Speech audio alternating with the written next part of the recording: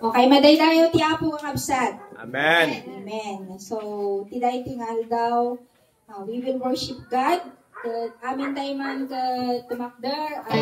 Awitin natin yung mahal na mahal kita Panginoon at iparamdam natin na tayo rin ay nagmamahalan.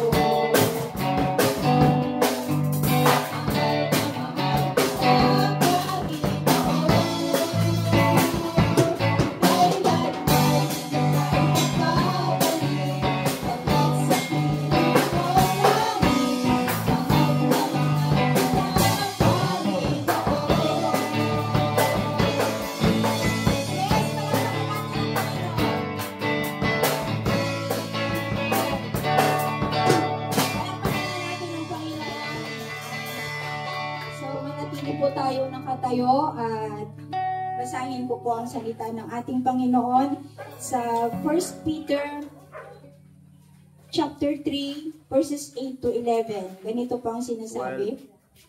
8 to 12.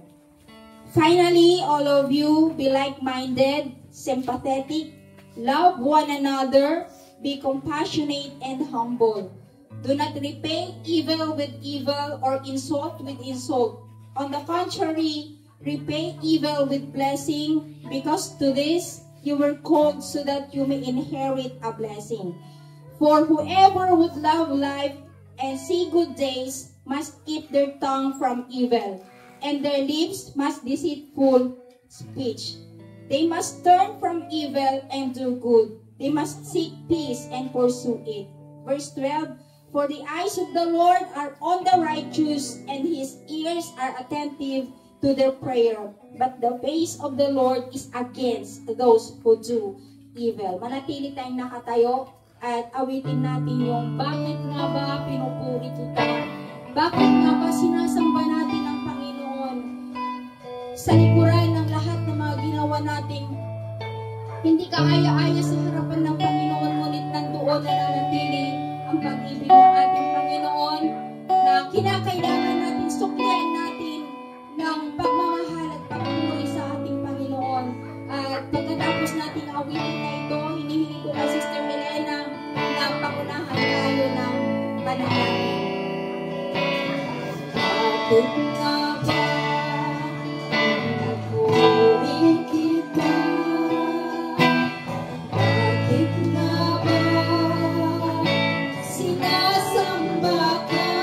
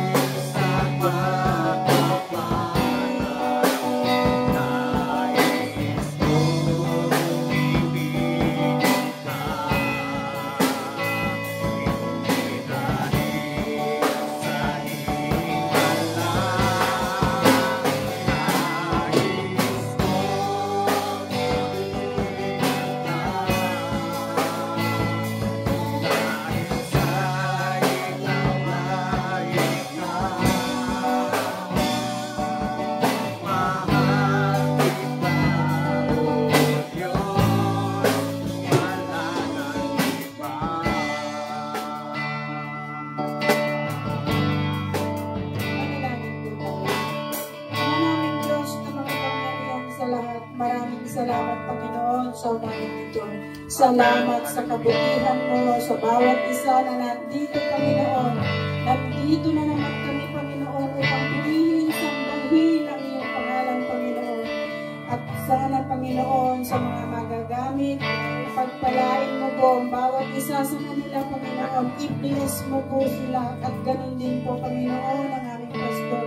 Patnubayan mo po ang kanyang mga ginagawa, ang kanyang trabaho, Panginoon. Ikaw po siyang magpala sa kanya. Patnubayan mo sa kanya sa kanyang mga lakad. I-bless mo po, Panginoon, ang lahat ng aming kasamahan dito, Panginoon. Marami pong salamat sa umagang ito.